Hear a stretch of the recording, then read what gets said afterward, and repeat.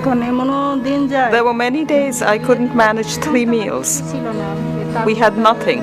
Our house was made of palm leaves. In the 1970s, in places where the battle against hunger was being lost, new warriors were recruited to the cause. The poorest, most downtrodden, mostly women. A handful of pioneers recognized their worth, that with fair access to credit and other financial services, these new warriors could fight poverty on their own terms. Conventional banks are always looking for the rich people. The richer you are, higher priority you get. So we reversed it. We said, poorer you are, you get a higher priority. If you have absolutely nothing, you get the highest priority. After selling the puffed rice and then paying back the money lender, there was nothing left. Deepali Rani and her husband struggled to make a living in rural Bangladesh. A series of loans allowed her to make a profit from her puffed rice business and then move into high-volume poultry raising. Whatever you see here now, my house, possessions, everything, I've accomplished all these things. Now I'm so very happy. I can't even express my happiness.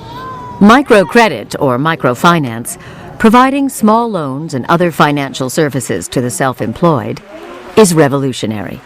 It puts the borrower in charge of her own development. Rather than being a handout or a charity, it's an opportunity for the poor to make a decision, to make a financial decision about their lives. It promotes economic empowerment. It is a powerful way to build assets and self-esteem.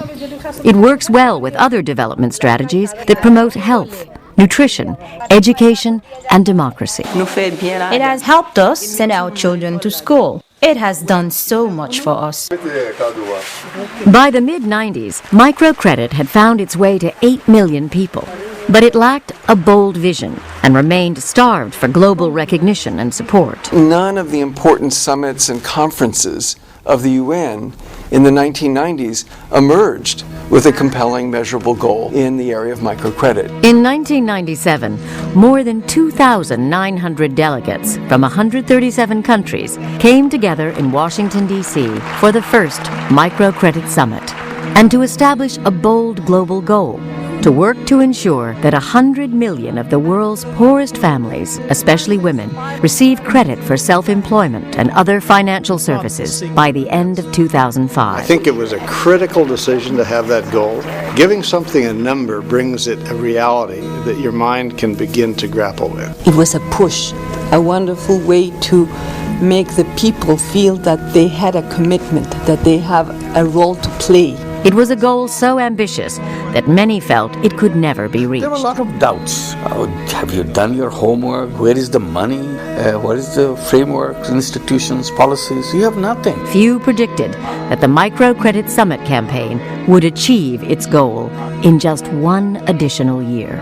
Seldom has such a major development goal actually been met. We organized our collective power. We became visible, and we moved an agenda.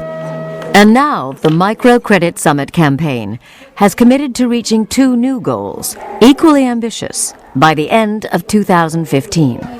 First, to serve 175 million of the world's poorest families with credit for self-employment and other financial services.